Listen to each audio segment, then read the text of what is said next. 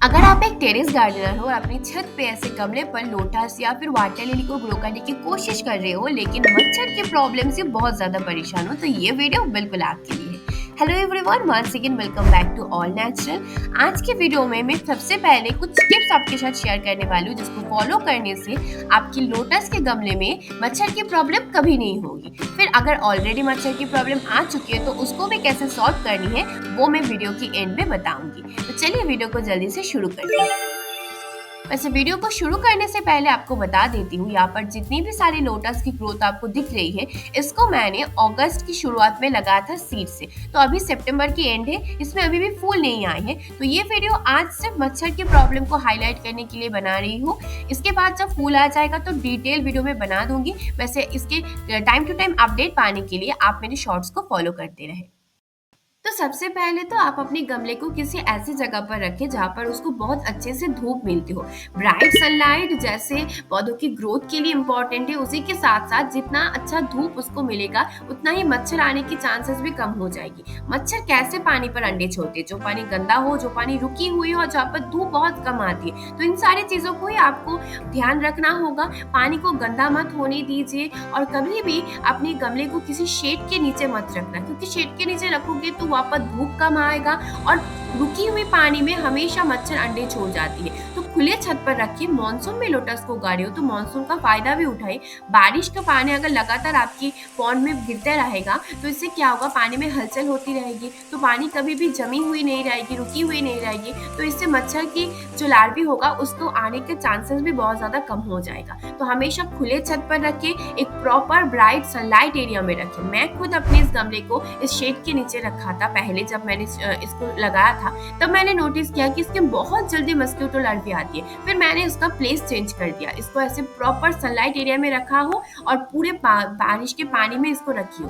तब से लेकर अभी तक मेरे इस गमले पर एक भी मस्किटो लार्वी की प्रॉब्लम नहीं आई है। और उसी के साथ साथ आपको वाटर भी रेगुलर बेसिस पे चेंज करनी है। अगर बहुत दिनों तक गंदा पानी रहेगा तो उसमें एल्गी का प्रॉब्लम आएगा और एल्गी का प्रॉब्लम आएगा तो उसमें मस्किटो लार्वी भी होगी। इसीलिए पानी को आपको रेगुलर बेसिस में चेंज करते रहनी है। फिर गमले पर जितनी भी सारी पौधों की ओवर ग्रोथ हो, खराब हुई पत्तियां हो, इन सबको भी आपको हटाना होगा। फिर अच्छे से गमले को आपको साफ करना होगा, एक भी थोड़ा सा भी एल्गी मत छोड़ना। फिर अच्छे से साफ सफाई करके दोबारा इसको पानी से भर दीजिए और पानी को हमेशा गमले पर ओवरफ्लो पे रखनी है, यानी कि गमले की पूरे टिप तक आपको पानी भर के रखनी है। पूरा गमला फिल कर देनी है पानी से, आधा गमला पानी में मत रखना, इससे मस्किटो लार्वी होने की चांसेस बढ़ जाती है। एक तरह की मछली होती है जो ऐसे मस्किटो लार्वी को खा जाती है। अगर आप गप्पी, छोटे छोटे गप्पी फिशेस को अपने पॉन्ड पर ऐड कर पाओगे तो इससे क्या होगा, वो मच्छर की लार्वी को भी साफ कर देगा और एल्गी का प्रॉब्लम को भी आपको दूर कर देगा। पानी भी गंदा नहीं रहेगा। मेरे घर में बिल्ली है तो मैं तो फिश ऐड नहीं कर पाऊंगी, लेकिन अगर आप चाहो तो गप्पी फिशेस को जरूर ऐड करना। तो ये तो सारे छोटे छोटे टिप्स थे जिसको आपको फॉलो करनी ही है ताकि मस्किटो लार्वी बनने की कंडीशन ही ना बने आपके पानी पर। अब हम बात कर लेते हैं कि आपकी पौधों के गमले में ऑलरेडी बहुत ज्यादा मच्छर की प्रॉब्लम हो गई है, तो अब मैं क्या करूं? तो इसके लिए मैं आपको बताती हूँ। सबसे पहले तो ऑब्वियसली उन सारे पानी को आप हटा दीजिए। सबसे पहले आपको जो भी गंदा पानी है उसको आप हटा दीजिए, मच्छर की लार्वी समेत। फिर भी कुछ थोड़ा बहुत लार्वी आप देखना मिट्टी में ही रह जाएगा, कुछ एग्स भी रह जाएगा, क्योंकि बहुत ज्यादा ग्रो हो गई है मच्छर वहां पे। आप करीब 2 दिनों तक अच्छे से गमले को प्लेन धूप में छोड़ दीजिए। उसको साफ सफाई करिए प्रॉपर, लेकिन फिर आपको साफ सफाई के बाद दोबारा उसमें पानी नहीं डालनी है, उसको धूप में ही उसी तरह से आपको छोड़नी है।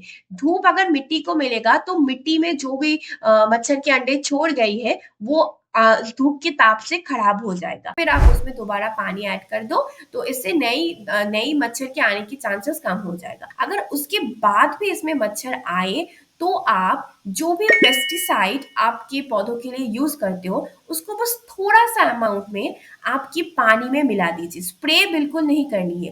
कभी भी लोटस के गमले पे, कमल की पत्तों के ऊपर आपको ना ही पेस्टिसाइड का स्प्रे करनी है ना ही फंगिसाइड का स्प्रे करनी है। इससे पत्तों में बहुत बुरी तरह से इफेक्ट होती है। तो उससे क्या होगा, जो नई मच्छर भी आएगा, जो जो थोड़ा बहुत अंडी या फिर लार्वी रह भी जाएगा वो भी मर जाएगा कुछ दिनों के अंदर। तो इन सारे कामों को आपको करनी है, इन सारे टिप्स को आप फॉलो कीजिए, इससे आपकी मच्छर की प्रॉब्लम तो बिल्कुल दूर रहेगा। डिटेल्स वीडियो जब फुल आ जाएगा तो मैं दे दूंगी, तो चैनल के साथ जुड़ी रही। और वीडियो अच्छी लगी हो तो चैनल को एक लाइक और एक सब्सक्राइब करना बिल्कुल मत भूलना। ऐसी और इंटरेस्टिंग टॉपिक के साथ जल्दी मिलते हैं अगले वीडियो पर।